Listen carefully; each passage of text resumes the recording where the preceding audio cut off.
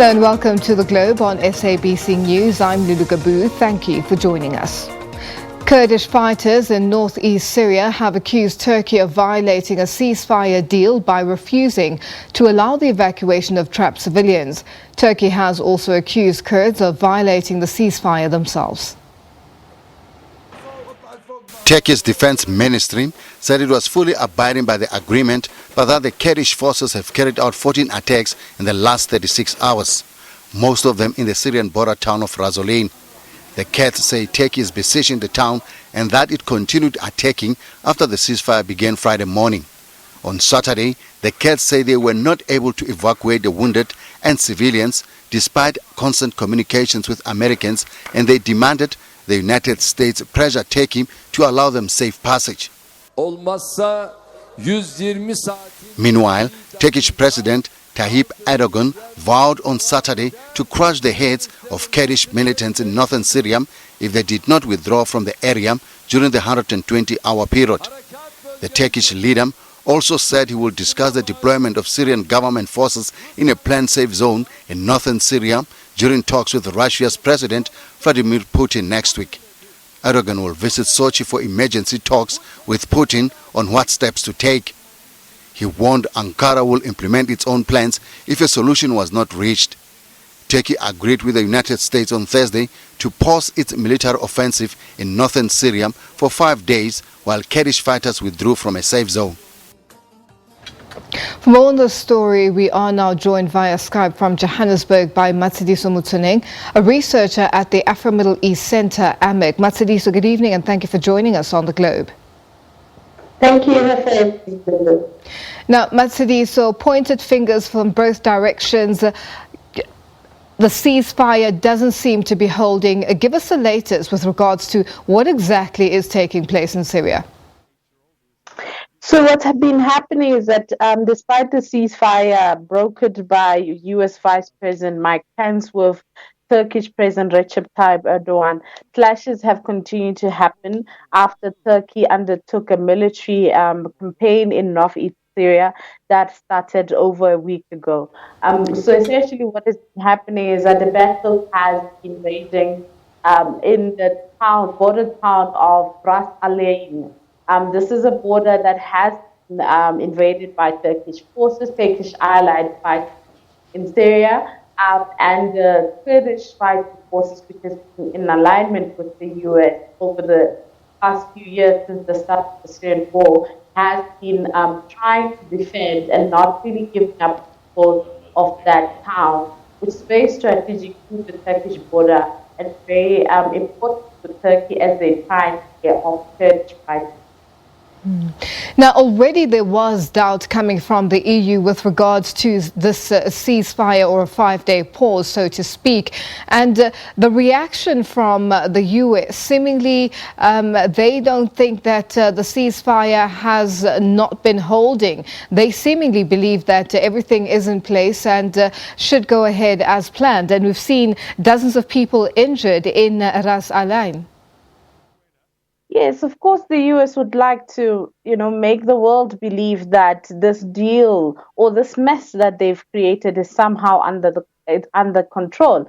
And, the Trump and his party, the Republicans, after receiving so much criticism for the sudden and very, speedy pull out of forces from Syria. They want to be seen as doing something. This is why they're giving the impression that the ceasefire is holding. But the reality on the ground is rather different.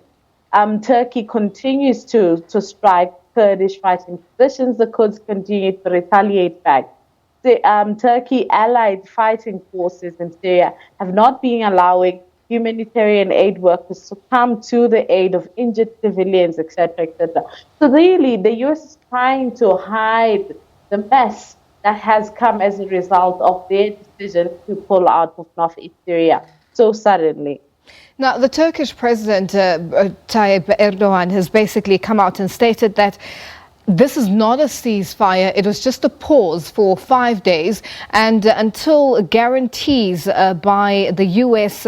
Are delivered in terms of to get Syrian Kurdish fighters out of the safe zone area, nothing really stands.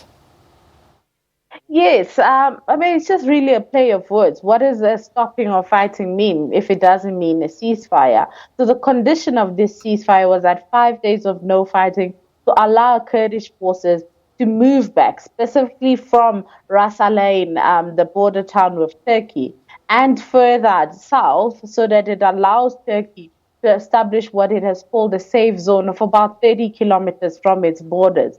So in light of this ceasefire not really holding, it was struck on Thursday and Friday, the clashes continued. We've seen this happening today as well. So it's not really holding. And this is because Turkey really wants the U.S. to have a more aggressive tone. It wants us to have a similar tone to that it has towards the Kurds. Turkey has so far been really trying to play, the middleman and sort of the nice guy to try and give assurance to the Kurds to say, we're not really abandoning you, we're still here. But in effect, they have abandoned them. So this is really trying to show face on the Trump side. But Turkey feels that the U.S. has dealt them a very bad blow by firstly even supporting the Kurds in the first place.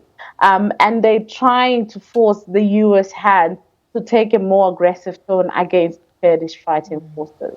Now, Matshidiso, there's also been reports of a hospital being hit in the shelling and artillery and the fighting that's been going on since yesterday, which is Friday. Reports of fighters being killed on both sides. What is going to happen going forward?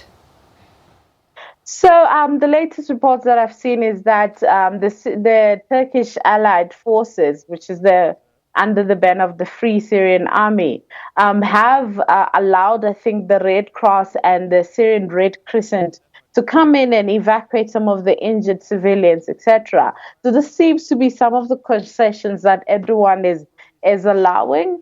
But it also could mean that, the Free Syrian Army has been making its own unilateral decisions outside of Turkey, because despite Turkey being its backers, besides them, financing over, a number of years now, they still have a little bit of urgency, and have seen them, go off and do things that they want or they deem in their interest. So it's going to be, very interesting to see how things unfold now that they've allowed some of the humanitarian organizations to come in and assist the civilians. Perhaps we might see a little bit of less Turkish airstrikes taking place as the humanitarian aid workers go in. But again, it remains to be seen. Many of the European actors have pulled out their own aid workers because they certainly don't think the situation is safe for anyone, let alone the civilians that are stuck in these areas. Now, Matshidiso, what do you think the impact of this Turkish, Syria Kurd war in Syria is going to do, or the impact of it on President Donald Trump? I think Trump, he's achieved what he set out to do. He went into Syria to fight the Islamic State group. Supposedly, they've been defeated as he so proclaims. They might have lost territory, but, there's still very much lots of fighters that are under Kurdish control in Syria and belonging to ISIS. And there are also keeper cells, many of them who have escaped into Iraq, etc. So for him, he's done that. He's also done what he claimed to wanted to do even before he became president during his campaign time, and that is to pull U.S. troops out of wars in the region that are costing the U.S. so much money. So I think for him, he thought of this move as very strategic, especially with the impeachment processes that are happening currently with Congress, and also him coming up for re-election as well. He wants to really look like the guy who has done everything that he promised before he became president, and so satisfy his constituencies. It doesn't look that great for him. I think the Syrian issue has really been used by members of his party and himself to try and divert attention away from the impeachment process. This doesn't seem to be working out that good. Now, there's been growing international concern about possible war crimes committed by Turkey, and there seems to be some evidence of that. Amnesty International has come out stating that as a part of their report. What's your take on the war crimes, possibly being a big thing for Turkey's president?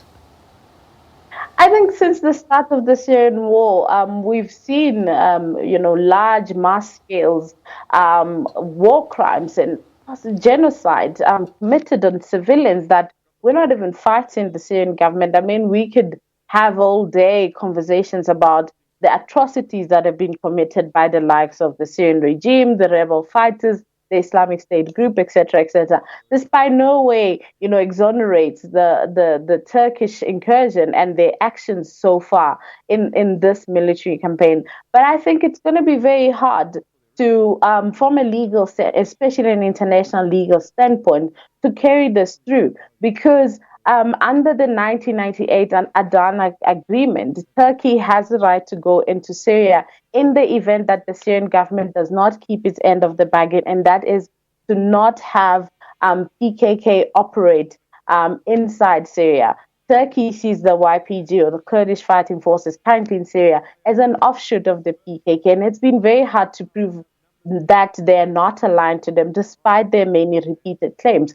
So after what has happened since the Syrian conflict, where very little people have been tried for war crimes and crimes against humanity, it's very hard to even be optimistic about Turkey even being, standing in any chance or form of being tried internationally for any of these crimes. Matshidiso, very quickly, just in wrapping up, there's also been unconfirmed reports of the use of a chemical weapon by Turkish allied forces, and there are investigations or the gathering of evidence with regards to these claims. So what's your take on the use of chemical weapons? So since the start of the Syrian war, the chemical weapons issue has been quite a very topical issue and widely debated.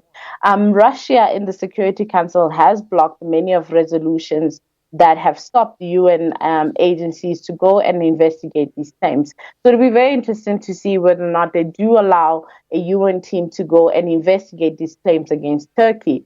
Again, still, if that is the case, who's going to get tried? Is it going to be Turkish President Recep Tayyip Erdogan? Is it going to be members of his military force, or is it going to be the Syrians that possibly gave them access to these weapons, or the Russians who have effectively been given Turkey the right to go into northeast Syria and carry out this military campaign? So really, it's almost a catch-22 situation when it comes to the Syrian conflict, because ongoing atrocities keep happening, and there seem to be no end to it, and certainly very little accountability taking place.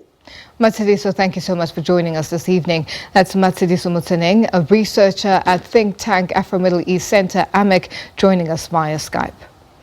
In other news, UK Prime Minister Boris Johnson has failed to hold